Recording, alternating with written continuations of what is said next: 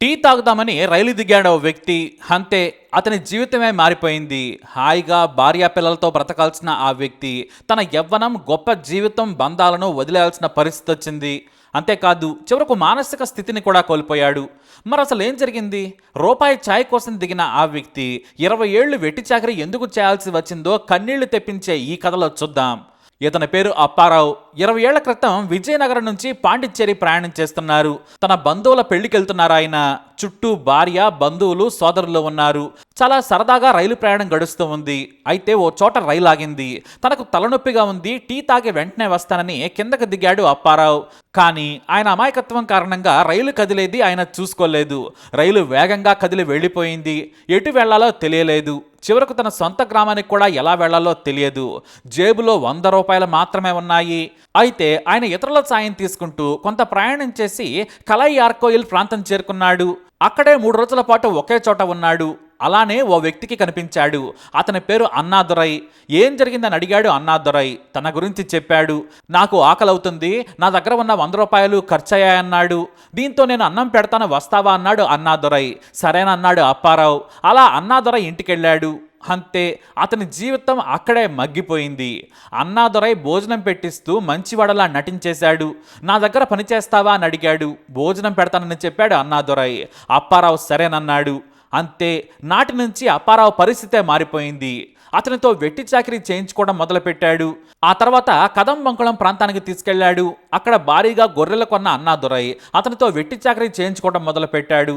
అయితే కొన్నాళ్లకు అన్నాదురై తాను పని చేయనని చెప్పాడు. తాను నా ఇంటికి వెళ్ళిపోతానన్నాడు. కానీ అప్పారావును బెదిరించాడు అన్నాదురై.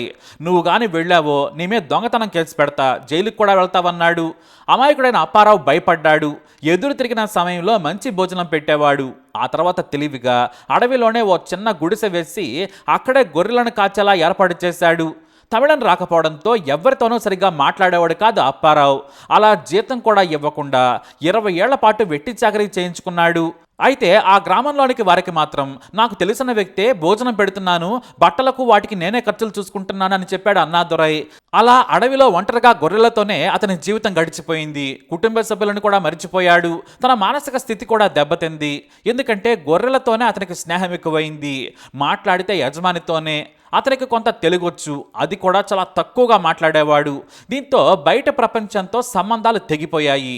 అప్పారావు గురించి ఎక్కడ కూడా పోలీస్ కేసు కూడా నమోదు కాలేదు. ఇక బయట వారికి పరిచయం కాకుండా యజమాని అన్నాదురై జాగ్రత్త పడ్డాడు.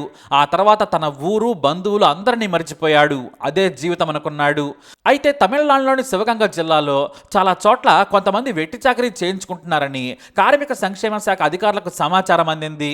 కొంతమంది పేర్లతో సహా సమాచారం ఇచ్చారు. పశువులను కాయటం, గొర్రెలను కాయటం, అలాగే వ్యవసాయ కార్మికులుగా వెట్టి చాకరీ చేయించుకోవడం చేస్తున్నారు. సరైన జీతాలు కూడా ఇవ్వడం లేదు. మొత్తంగా మానవ హక్కులను ఉల్లంఘిస్తున్నారని తెలిసింది. దీంతో అధికారులు ప్రతి గ్రామం, ప్రతి వ్యవసాయ క్షేత్రం తిరగడం మొదలుపెట్టారు. అలా దాడులు చేస్తున్న సమయంలో ఓ చోట అప్పారావు కనిపించాడు. అతన్ని ప్రశ్నించారు కార్మిక శాఖ అధికారులు. సగం తెలుగు, సగం తమిళం మాట్లాడుతున్నాడు. నాకు గుర్తులేదని చెబుతున్నాడు. దీంతో మీ యజమాని పేరేంటని అడగ్గా అన్నాదురై పేరు చెప్పాడు. నీ జీతం ఎంత అంటే నాకు జీతం ఇవ్వడం లేదు, నాకు అసలు డబ్బులే ఇవ్వడు, భోజనం పెడతాడంతే అన్నాడు. దీంతో అధికారులు విచారణ చేయగా గత 20 ఏళ్లుగా వెట్టి చాకరీ చేయించుకుంటున్నాడని బయటపడింది. ఆ ప్రాంతంలోని వారిని ప్రశ్నించగా అప్పారావు ఎవరితోనూ సరిగా మాట్లాడేవాడు కాదని చెప్పారు. దీంతో ఆయనకు బయట ప్రపంచంతో సంబంధాలు తెగిపోవడంతో మానసికంగా కూడా ఆయన 20 ఏళ్ల క్రితమే ఆగిపోయాడని గుర్తించారు. వెంటనే అన్నాదురైని ప్రశ్నించిన అధికారులు కేసు పెట్టి జైలుకు పంపారు. కానీ వెంటనే బెయిల్ దొరికింది. 20 ఏళ్లుగా అన్నాదురై 1 రూపాయి కూడా ఇవ్వలేదు.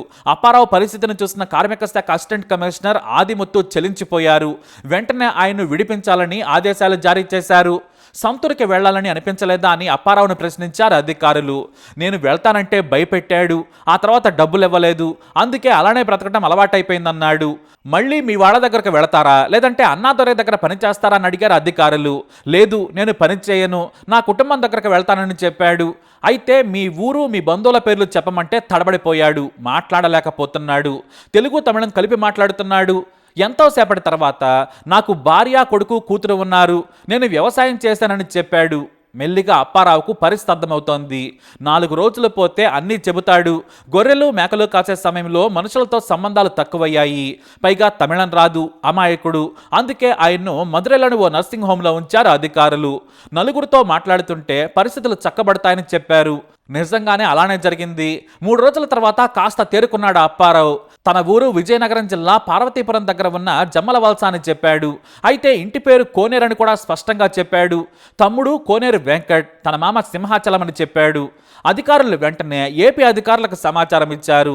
ఏపీ అధికారులు వెంటనే అప్పారావు ఫోటోతో వెళ్లి విచారణ చేయగా ఎవ్వరూ గుర్తించలేదు. గ్రామంలోని వారి పేర్లను స్పష్టంగా చెప్పలేకపోతున్నాడు. దీంతో తనను పార్వతీపురం తీసుకెళ్తే అక్కడి నుంచి తన ఊరికి తీసుకెళ్తానని చెప్పాడు.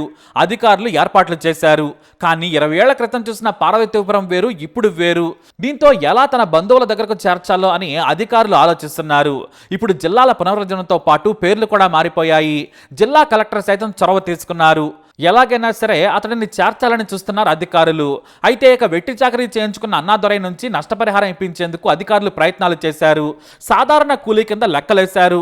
భోజనం, బట్టలు, ఇతర ఖర్చులను తీసేసి మొత్తం అంటే మిగిలింది 8,26,000 రూపాయలను అన్నాదొరై చెల్లించాలని చెప్పారు. లేని పక్షంలో మరింత కఠినమైన శిక్షలు పడేలా చేస్తామన్నారు అధికారులు. అప్పారావు కుటుంబం కోసం ఏపీ అధికారులు చాలా ప్రయత్నాలు చేస్తూనే ఉన్నారు. అలా ఛాయ్ కోసం రైలు దిగిన అప్పారావు జీవితమే కరిగిపోయింది. భార్య బిడ్డలు ఉన్నా కూడా అడవుల్లో బ్రతకాల్సిన పరిస్థితి ఏర్పడింది. అప్పారావు తన భార్య బిడ్డలను కలుసుకోవాలని కోరుకుందాం. మరి అప్పారావు కథపై మీరేమంటారు? మీ అభిప్రాయాన్ని కమెంట్ ద్వారా తెలియజేయండి. ఇలాంటి ఇన్ఫర్మేషన్స్ కోసం వీడియో లైక్ చేయండి, షేర్ చేయండి, మా ఛానల్ సబ్స్క్రైబ్ చేసుకోండి.